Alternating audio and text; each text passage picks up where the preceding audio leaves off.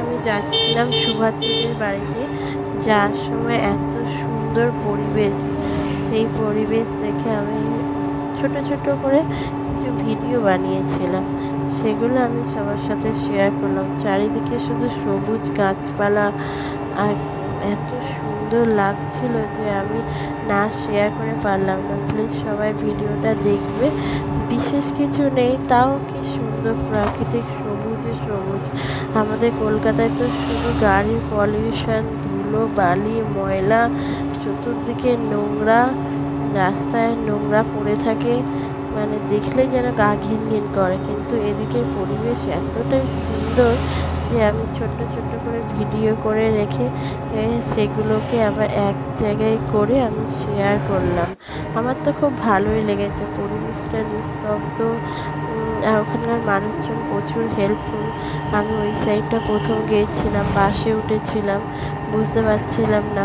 ও অ্যাড্রেসটা দিয়েছিল, কিন্তু কোন লোকেশানে নামবো সেটাও বুঝতে পারছিলাম না। কিন্তু ওখানে বাসের মধ্যে একজন সিনিয়র পার্সন বলল যে আমি নামবো, তার আগে তোমাকে বলে দেবো। এমনি বাসের কন্ডাক্টরটাও খুব ভালো ছিল, বলল ঠিক আছে। যেহেতু ওখানে বাসগুলো একেবারে স্ট্যান্ড থেকে রিজার্ভ হয়ে আসে, মাঝে মাঝে যে ওঠে তা নয়, যেটুখানি কয়েকজন ওঠে, বাকি সবাই সবার মতো রিজার্ভ সিটেই বসে থাকে।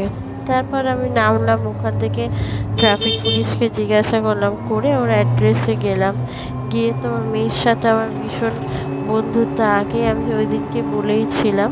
তা বেশ খুবই ভালো লাগলো, আমার তো ভীষণ ভালো লেগেছে। চারিদিকে শুধু সবুজ সবুজ গাছপালা, না ধুলো বা না পলিউশন, এত সুন্দর পরিবেশ যে না শেয়ার করে আমি থাকতেই পারলাম না। তার সাথে ওকেও বলছিলাম যে ও তো আগে কলকাতায় থাকতো, এখন ওখানে ও থাকে ওদের কাজের সূত্রে, যেহেতু ওদের এদিকে ওদের বাড়ি, সেহেতু এখানে ওদেরকে খুবই দরকার। আর আমার তো সত্যিই খুব ভালো লাগলো, অনেক দিন পরে গেছিলাম। এর আগে যেটায় গেছিলাম সেটাও খুব ভালো, এখনও লোকেশনটা চেঞ্জ করেছে।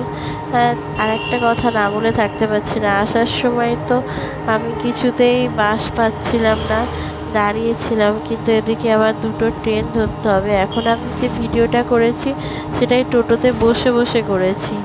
আসার সময় টোটোতে আর চড়তে তো আমার খুবই ভালো লাগে, কেন ওখানে না অসুবিধা হয় না লোকজনের ভিড়।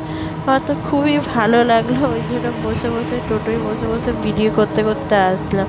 টোটোওয়ালাটাও ভীষণ ভালো ছিল, আমি বললাম যে এই টাইমে আমার ট্রেনটা কিন্তু আমার না ধরলে অসুবিধা হয়ে যাবে, কেন আমার তো বাড়িটা অনেক দূর।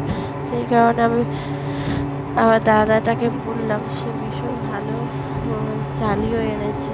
আর এইসব দেখতে দেখতে আমি আমার নির্দিষ্ট লক্ষ্যে পৌঁছে গেলাম, চলে এলাম স্টেশনে এসে ওখানে বসে লোকাল ট্রেন, বাবারে বাবা বসে আছি তো আছি, ট্রেন তো আর ছাড়ছেই না।